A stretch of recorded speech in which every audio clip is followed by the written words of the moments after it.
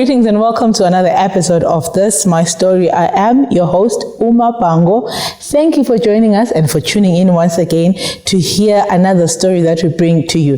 So today, let us welcome our guest who's here to share his story and share his experiences with us, Mr. Khumbulani Ncube. Hello, sir. Hello, how are you? I'm good, thanks. And how are you? I'm fine. Thank you for joining us and for taking your time to be here with us. My pleasure. Great. So I always want to start from the very beginning, right? Yes. So we see this gentleman that is here, but this gentleman was once a boy, and he comes from somewhere. There's a background, there's an upbringing. Please share that with us. Okay. I was born in Wange. All right. Born in Wange in 1981. Mm-hmm. But I grew up in Chambezi. Chambezi communal lands in an area called Mbija. Okay. That's where I grew up. All right. And in a community of Nambia people. Beautiful, beautiful. Then I got my primary education there in Chambezi. Mm-hmm. Then later on, I moved to Bulawayo because my father was working here in Bulawayo. All right. Where I came and stayed with my grandmother. Yes. Okay. So who was raised in Nyewange? Or who was your guardian? At home. Yes. It was my mother. Oh, all right. Yes. All right. Yes. Okay. My mother was staying at home. Mm-hmm. And then my father was working in the city here. In the city, yes. Beautiful. Yes. And so in that upbringing, was there... before you come to Bulawayo, yes. Was there an exposure to any faith or religion in your upbringing? Yes, it was. Mm-hmm. Tell us. Yes, my uncle. Okay. He was a Seventh-day Adventist. All right. And so his family, they used to go to church. But now, because of the fact that my father was born in a polygamous family. All right. So, in a polygamous setting, people don't usually do the same thing. Sure. Usually there is a lot that happens. Suspicions, this and that. So my own family, they were predisposed to African traditional religion. All right.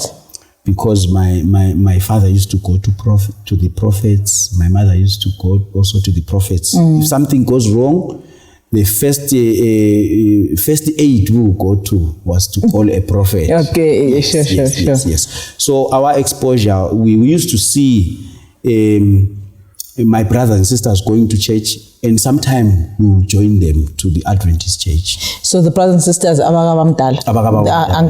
uncle's children. Yes. All right. So I take it the uncle was living close by. Yes. Okay. Our homes were just, I would say, maybe 500 meters apart. Okay. So that's the exposure that you got to the religion. Yes. And then when you got to Bulawayo, to Koko, was there any faith that was practiced in the home? No. My grandmother used to operate a shebeen. All right. No, during those days. Yes.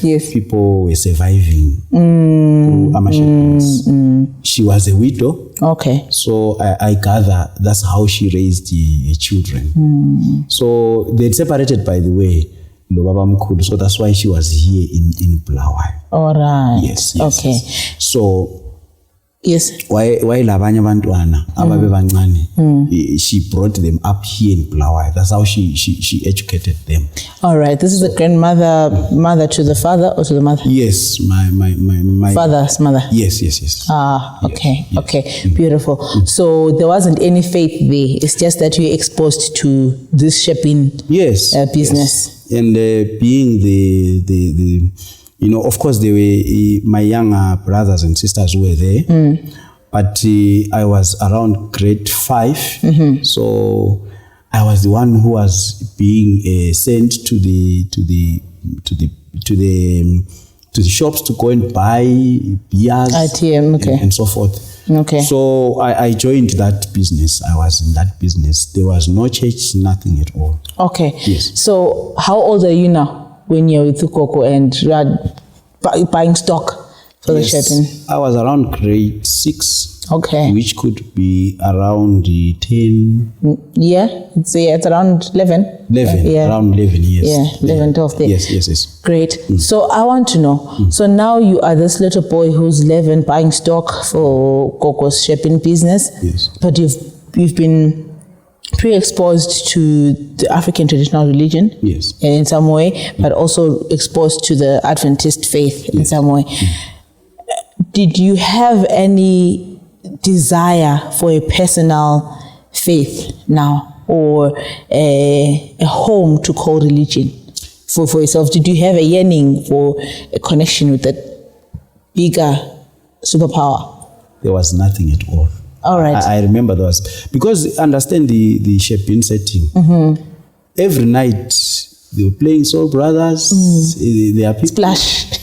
And by the way, during those days, they were even selling this illegal beer, Tototo. Yeah. It was being sold there. Yeah. Oh, okay. And so people get drunk, people do this and that. So that was the environment. I don't remember myself thinking about God during that time. Okay. I don't remember myself thinking about You're just doing it and I'm just doing life. Yes. Yes, beautiful. Yes. So now how do we get to this faith, this Adventist faith?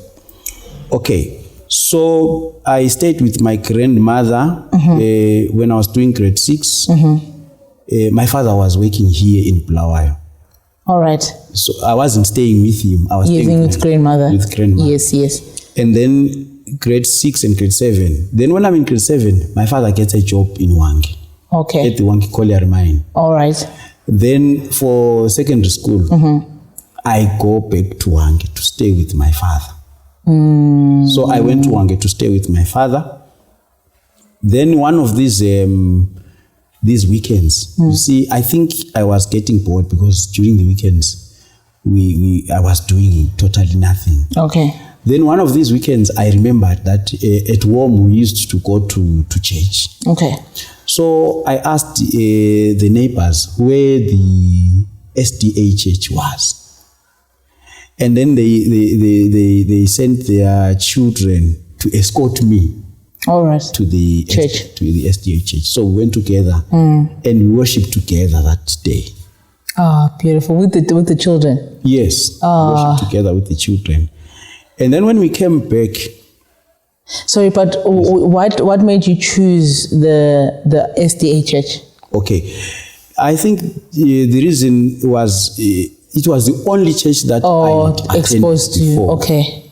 Because like I said, when I was young, we would sometimes join our brothers and sisters and go to the Adventist church. So when I thought about doing something during the weekend, because I could see people were going to church. Yes. And you had free time. Yes, my neighbors would go to church on Sunday. Then I asked the neighbors to show me the Adventist church. Beautiful. Yes. So then you spent that day with the children, with the neighbors' children that took you there. Yes. Okay. Actually, they eventually became Adventists. Oh. The children, they were also baptized in the Adventist church. Yes. And even the parents. Okay. They are also Adventists now. Okay. Yes. So now you have been exposed to this church. How is the journey going for you in that church? The journey now, as we speak now? No, then. Okay. As you're now in Wangi. Yes. And then you've been led to this church. You're now familiar with this church. Yes. How is your journey going? Please unpack that for us.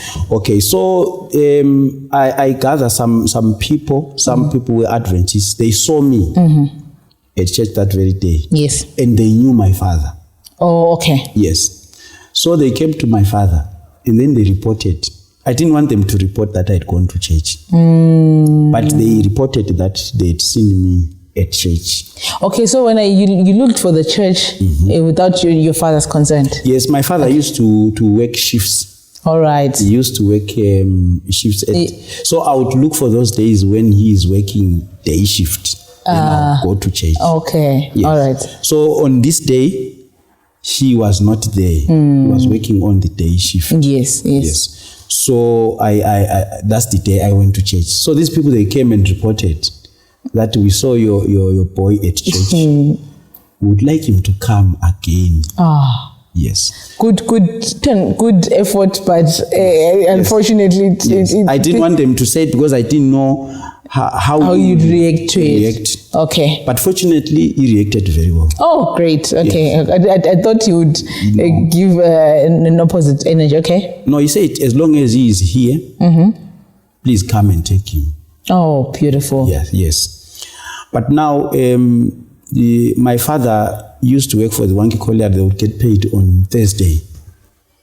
And then every Saturday, I would need, not every Saturday, some Saturdays, I would need to send things at home. Okay, after Saturday, after the pay? Yes, after the payday, yeah. Yes, I would need to send things at home.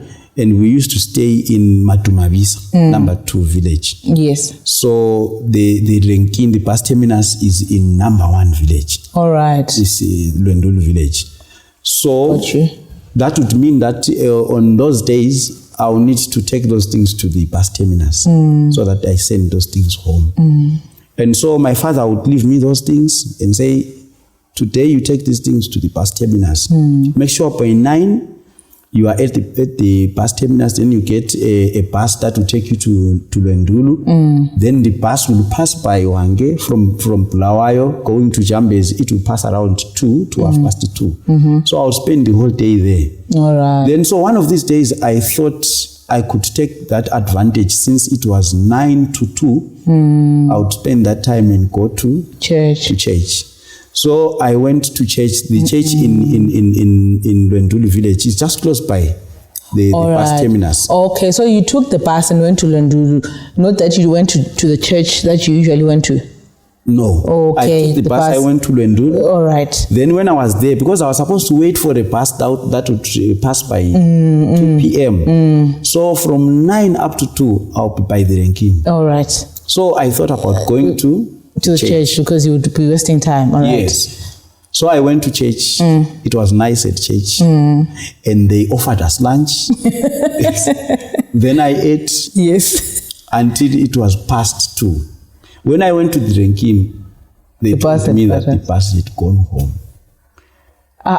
Then when I went back, then I reported that I thought to go to church. Then the bus, I missed the bus. Yes. Tell us about that experience shortly. Did you miss time because you're not checking the time, or you wanted the lunch, or the service was too good? No, I think as a person who was growing up, I think the service was too good for me. All right.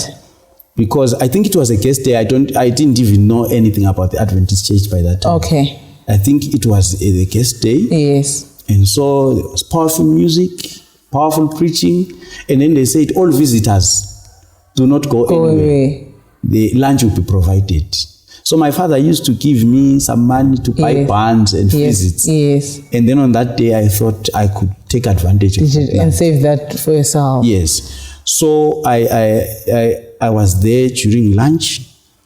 Then I thought maybe I would even attend some few minutes for the afternoon. Because it was music. There was good music. Then when I thought about going to the bus, I just dashed out of church. Then I ran. I think it was already past 3 because, as a young boy, I didn't even have a watch. Okay, so you're not taking note of time. You're just going with the flow. Yes, I was just going with the flow. Then when I remembered that I was supposed to send things, I dashed out of church. I ran to the Renkin. I think it was already past 3. And you're already late. Then when I asked, I'm looking for the bus which goes to Jambes, they said, that bus is already gone. After the break, we'll catch more with Mr. Khumbulani as we get more of his story. Don't go away.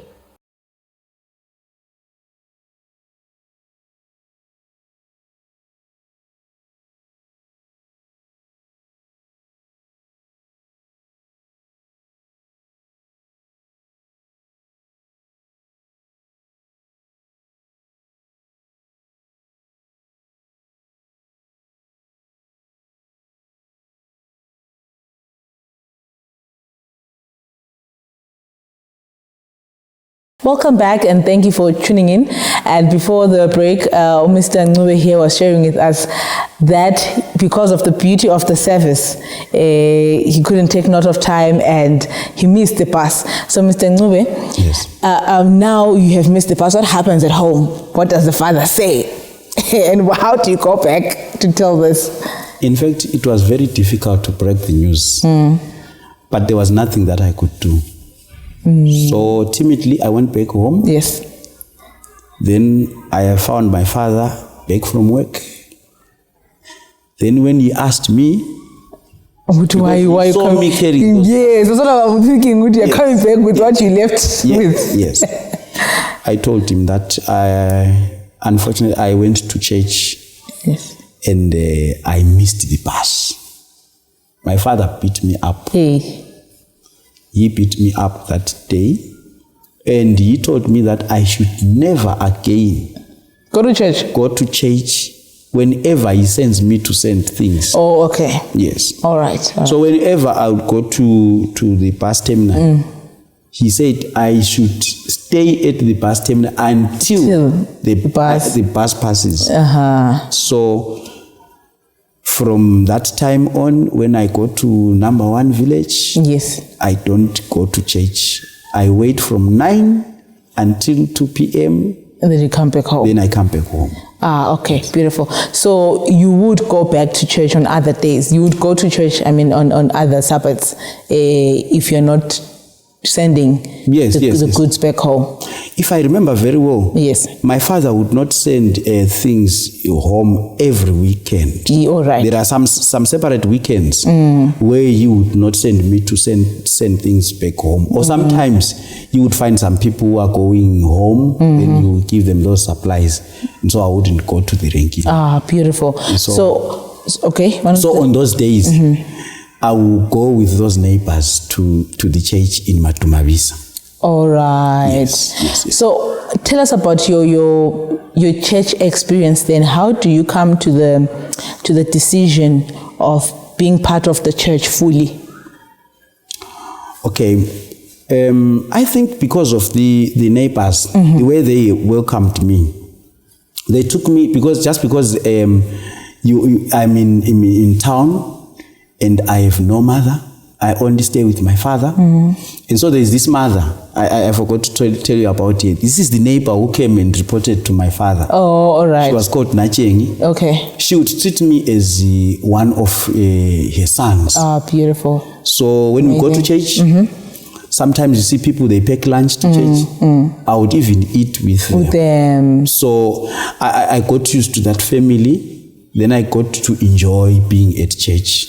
Do you know what I love is with your story and with others that I've heard, is the beauty of community that people seem to have or get when they come in. It makes you feel belonging and makes you feel you are a part of a greater group and you're not just a loner or a stranger.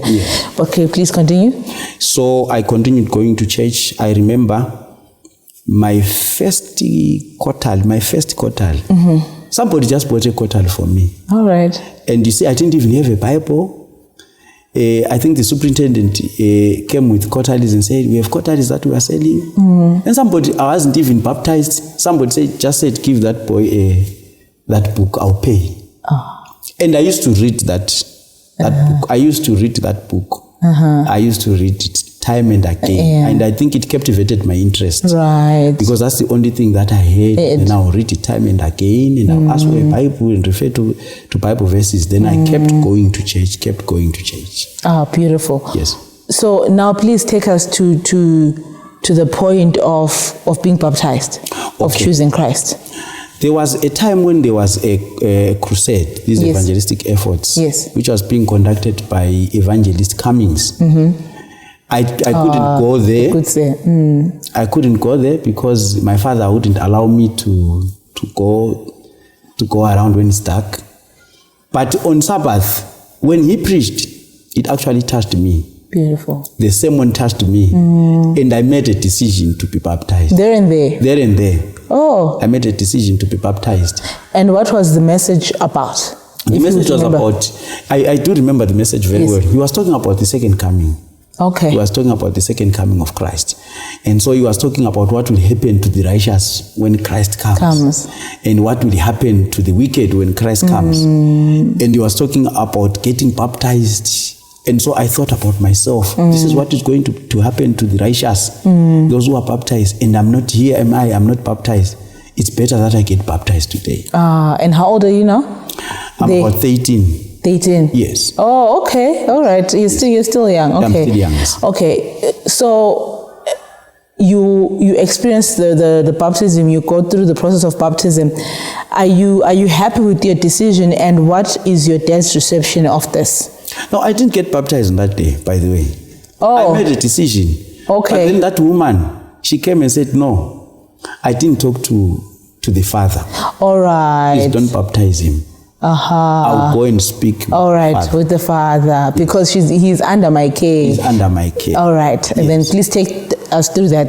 Does she go to the father? So I don't know whether she went to the father or not, but what happened, I didn't get baptized on that day until the time that my father passed away. All right. Yes, my father passed away. That was 1996. Then you see, Wangi Collier in the concession area, those houses are owned by the Wangi Collier company. Sure. And so if someone stops working or someone dies, you are given a period of 3 months to vacate the house. And so after the 3 months had elapsed, I was supposed to go back to Chambers and learn in Chambers. So you stayed alone for the entire time? I was with my brother. All right. I was with my brother. All right. Yes, I was with my brother. So when those 3 months elapsed, when my mother came to collect the things and myself, there was a neighbor who was an Adventist who came and said, no, this one should not go back home because he is doing his Form 3. Next day you will be writing his O's. Can you please come and stay with me? Just a neighbor from Norway. She was Adventist. So then my mother took the things home. I remained with that family. Beautiful. That's when I started attending church regularly. Almost every day. So you knew them from church, this family? Yes, I knew them from church. Okay. Yes. So when now do you make that decision? Then just because we were going to church almost every Sabbath, there was a time when there was a evangelistic effort. Then I made my decision. Then that time I got baptized. But the decision had already been made internally. You were sure you wanted to do this. It's just I was actually waiting for a time for me to get baptized. So this time around it wasn't the message, but it was the opportunity of going through the baptismal experience. Yes. So how does your journey go by after baptism? Any challenges, any beauties? What's your experience after being baptized and grasping this new faith? Okay. By the way, during this time, my family had actually moved more into what these African instituted churches. There was a prophet who used to come home time and again, and my mother got ill. All right. My mother got ill. Her voice ran out, just suddenly, as we are speaking, her voice just runs out. Her voice ran out, and then my mother was being treated by this prophet. And then it meant that we because that prophet came home, and the prophet was actually healing people from our own home. Yes. So it meant as a family, we stopped going to church. We just stopped going to church because there was somebody who was healing people. Actually, he would even have services in our home, and people would come to be healed. I think that prophet had already started his own church there, and that was the church that we were now attending. And back home, Mama, they were Adventists. No, my mother was already favorable to the faith because of Wabomdala. Yes. And the fact that I was now going to church. Yes, and the neighbors that took you in. Yes. She was already favorable to the faith. So now how do you then navigate bouncing back or choosing your own path regardless of the presence of this prophet and what he came with? This prophet came with his faith, but I think it was a situation that was, the situation at home, the environment, is the one that was forcing me to go to this church. But internally, I wasn't converted in this church. Such that when I came to Bulawayo to do my A-levels, I reverted back to the Adventist church. Beautiful. But the environment that I was in again, I was staying with another uncle. He used to go to Kutaramwari church. All right. And so on separate weekends, we'll be doing work. I wouldn't go to church. And then they used to go to church on Sabbath too. They would tell me that I'll have to go to church in the morning session. Then during the afternoon session, they also go to church. All right. Yes. Okay. Yes. So here you are going to 2 churches now. Yes. I see that there's a lot of different faiths and religion throughout your journey that you're coming across. Are you at any point confused? Very confused, yes. Okay. Very confused between my uncle's faith and my faith. Very confused, and there were conflicts. My uncle used to talk to me about going to Kutaramwari. To convince you? To convince me. And so I'm you're in between? I'm in between, yes. Now I want to know at what point do you become clear with which path you take for yourself? Okay. And standing on that decision? It was the time I went to the University of Zimbabwe. Right.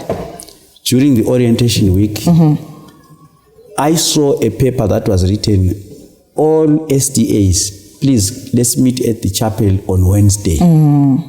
Then I looked for the chapel. I went there with a friend. We worshipped and we found the worship there. It was captivating. And they told us to come back on Friday for Vespers. I didn't even know anything about Vespers. And then we went there for Vespers.